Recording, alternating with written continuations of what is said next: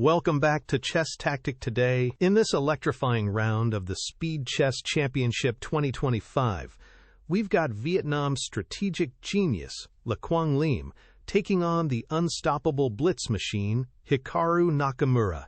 From the very first moves, both players dive into a sharp Queen's Gambit decline structure, pure classical chess with a modern twist.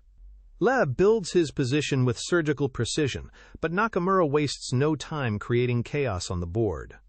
Every move feels like a punch-counterpunch, fast, fearless, and full of tactical fire. And we're off! Le opens with pawn to d4, staking his claim in the center.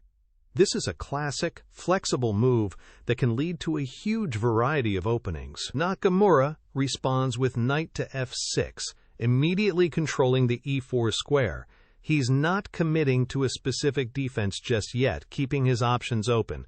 White follows up with pawn to c4, creating the Queen's Gambit setup. This move puts more pressure on the center and prepares to fight for control of the d5 square. And Black plays pawn to e6. This is a very solid reply, preparing to develop the light-squared bishop and reinforcing the d5 pawn. Knight to f3 from Le, a standard developing move, preventing any annoying bb4 plus checks and preparing to castle kingside. Now Nakamura plays pawn to d5, entering a Queen's Gambit declined. The central battle lines are drawn, and both sides will now fight for control of these key squares. Lo's for the Catalan. By playing g3, he signals his intention to fianchetto his light-squared bishop to g2. This bishop will become a monster, slicing across the long diagonal. Simple and solid developing move from Nakamura, preparing to get his king to safety by castling. He's not afraid of the Catalan bishop just yet, and there it is, bishop to g2. Le's Catalan bishop is now in position, a long-term strategic weapon aimed right at the heart of Black's queenside. Nakamura castles kingside, getting his king out of the center. Safety first, as always. The opening phase is proceeding very logically for both players. Le follows suit, castling kingside as well. Both kings are now tucked away, and the real middle game fight is about to begin. And here we go! Nakamura decides to capture the pawn on c4. This move releases the central tension but gives White's queen a target. The question now is, can White win the pawn back with an advantage? Le immediately plays queen to c2. This is the main line. The queen eyes the c4 pawn, supports the center, and prepares to connect the rooks. Nakamura plays pawn to a6, a very important move. He's preparing to support his c4 pawn by playing b5, creating a queenside pawn chain. But Le stops that plan in its tracks with pawn to a4. This move prevents b5 and clamps down on Black's queenside expansion. It's a battle of ideas here. Bishop to d7 from Nakamura. A clever developing move that unblocks the c8 pawn and prepares to challenge White's control of the center. Le develops his rook to d1, placing it on the same file as Black's queen. This is a subtle move that prepares for future central breaks. And Black brings the bishop to c6. This piece now puts pressure on the e4 square and challenges White's Catalan bishop on the long diagonal. The pieces are coming to life. Bishop to g5. Le puts a pin on the knight on f6, adding more pressure to Black's position. He's asking Nakamura, how are you going to deal with this? Nakamura develops his other knight to d7, reinforcing the f6 knight and continuing his solid development. He's not rattled by the pin. Knight to d2 from Le, a very flexible move. This knight can jump to c4 or e4, and it supports White's central plans. Nakamura challenges the bishop immediately with pawn to h6. He forces Le to make a decision: retreat the bishop or trade it for the knight. Le decides to trade. Bishop takes knight on f6. This simplifies the position slightly, but it also gives Black the bishop pair. An interesting strategic choice. Knight takes back on f6. The structure is now set for the middle game. White has better space, but Black has the two bishops, which could be a huge advantage later on. Knight takes c4. Le finally recaptures the pawn he sacrificed earlier. The position is roughly equal, and now it all comes down to skill and planning. Nakamura plays pawn to a5, locking down the queenside structure. This move prevents white from using the b4 square and creates a permanent anchor for his pieces. Lo brings his knight to e5, a fantastic central outpost. This knight is a real thorn in black's side, controlling key squares and looking for tactical opportunities. Nakamura decides to trade off white's powerful Catalan bishop. Bishop takes bishop on g2. This is a key strategic decision, eliminating one of white's biggest threats. King takes back on g2. White's king is a little more exposed now, but he still maintains that strong knight on e5. The game is beautifully balanced. Pawn to c6. A solid, useful move by Nakamura. It shores up the d5 pawn and prepares to challenge white's center. Le pushes with pawn to e4, grabbing more space in the center and challenging black's control. He's not sitting back. He's looking to create problems. Queen to c7 from Nakamura. This connects his rooks, eyes the e5 knight, and prepares to fight back on the queen side. Every move from these players has a purpose. An interesting move, pawn to h4. Le is creating some space for his king on the king side and hinting at a potential attack later on. This is a move to keep in mind. Nakamura places his rook on d8, challenging white's control of the d-file. The rooks are joining the party, and the tension is slowly building. Knight to e3. The repositions his knight, clearing the way for his other pieces and preparing to reroute it to a better square. The maneuvering phase is in full swing. And Nakamura immediately challenges the knight on e5. Knight to d7 says, "Your knight is too strong, let's trade it off." Le declines the trade, playing knight back to f3. He wants to keep his active pieces on the board. He's saying, "No, this knight has more work to do." And Nakamura's knight returns to f6. It's a bit of a dance, with both players trying to find the perfect setup for their pieces without giving anything away. Rook to c1. Le sets his last inactive piece, putting pressure on the c-file. All of white's pieces are now playing the game.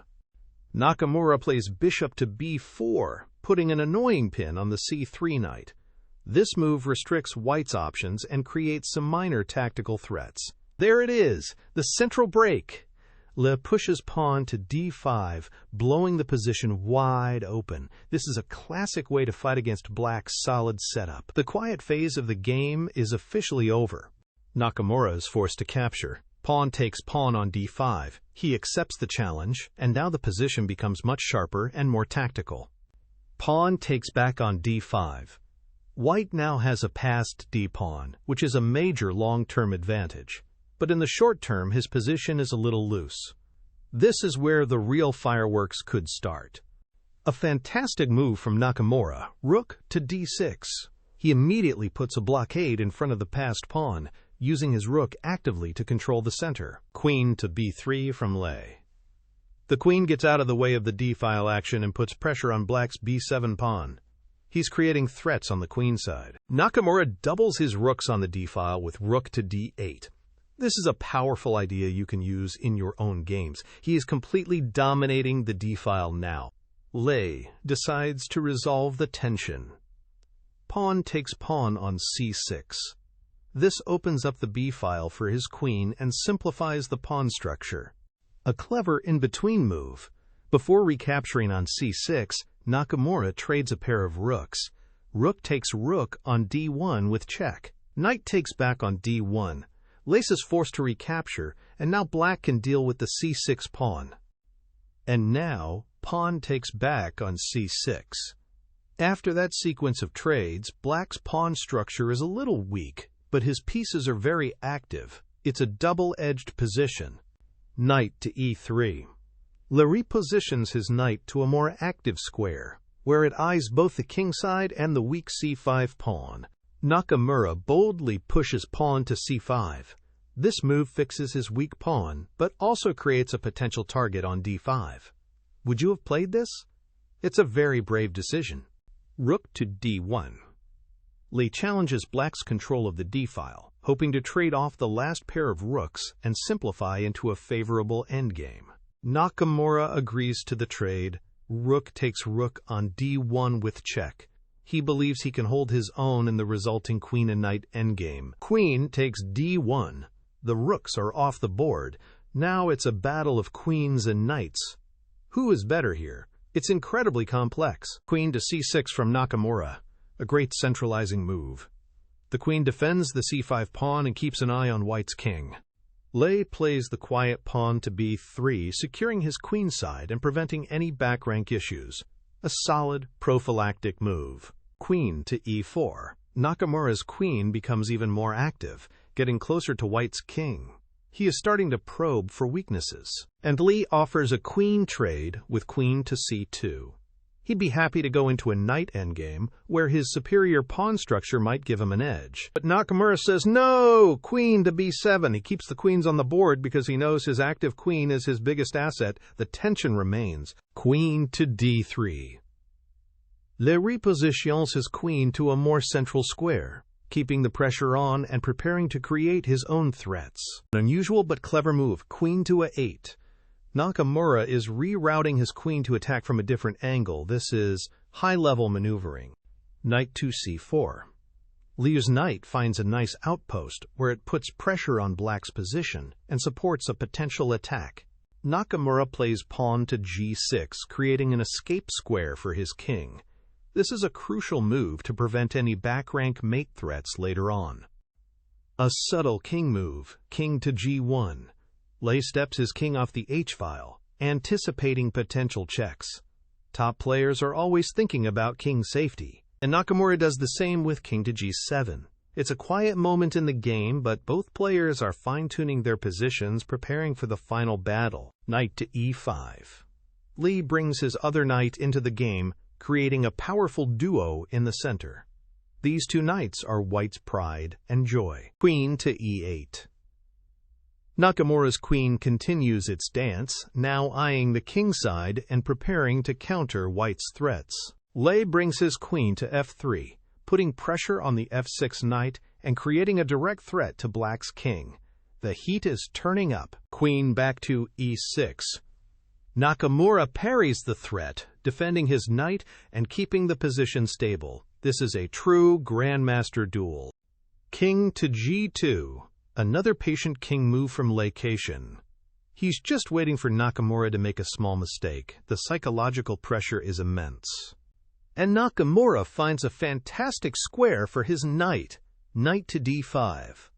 From here, the knight attacks c3 and e3, creating serious counterplay. Knight to d3. Lei is forced to respond, moving his knight to defend the weak pawns. Nakamura's activity is starting to pay off. Knight back to f6. A quick repositioning. Nakamura sees that the d5 square is no longer as effective, so he brings his knight back to a more flexible post. Knight to f4 from Lei. He's trying to push black's queen around and regain the initiative. Queen to d7. Nakamura simply sidesteps the threat, keeping his queen active and central. And knight back to d3. We're seeing a repetition of moves. Are the players heading for a draw? In a speed chess game, anything can happen. Queen back to e6. Nakamura repeats as well. He's testing Lei, seeing if he wants to claim a draw or play on for a win. Lei breaks the repetition. Queen to b7. He's going for it. This move puts pressure on black's queenside and shows that he's playing for the full point. And Nakamura's knight jumps back into that beautiful d5 square. The battle for the initiative is back on. Lei groups his knights together on e5 and d3. They form a powerful barrier, but black is still looking for ways to break through. Bishop to c3. A fantastic move from Nakamura. He activates his long, slumbering bishop, putting pressure on d2 and restricting white's knight. Knight to f3. Lei is forced to rearrange his pieces to deal with a newly active bishop. The momentum seems to be shifting in Nakamura's favor. Bishop to d4. What a square for the bishop. It now controls key diagonals and puts immense pressure on white's position. The real fireworks are about to begin. White plays queen to a7, and this might be the decisive mistake. The queen looks active, attacking the c5 pawn. but it abandons the defense of the kingside. And when you give a player like Nakamura an inch, boom! Knight to f4, check! A thunderbolt out of a clear sky. Nakamura sacrifices his knight to rip open the white king's position. This is the moment the entire game has been building towards. If white takes with the pawn, then queen to e4 check is devastating. What a shot! King to g1 is the only move to escape the immediate check, but Lee has walked from the frying pan into the fire. Nakamura has seen it all, and he's about to deliver the final, crushing blow. Watch this. Bishop takes f2, check! An absolutely stunning second sacrifice. This is pure tactical genius from Hikaru Nakamura. White's position completely collapses. If the king takes the bishop, queen to e1 is check, winning the white queen and the game. Kwang Liam Lo sees this, and he resigns on the spot. What a finish! An incredible tactical finish from Hikaru Nakamura. After a long, strategic battle, he uncorked a brilliant two-move combination to seal the victory. A fantastic reminder that even in quiet positions, you must always be vigilant. Thanks for watching Chess Tactic Today.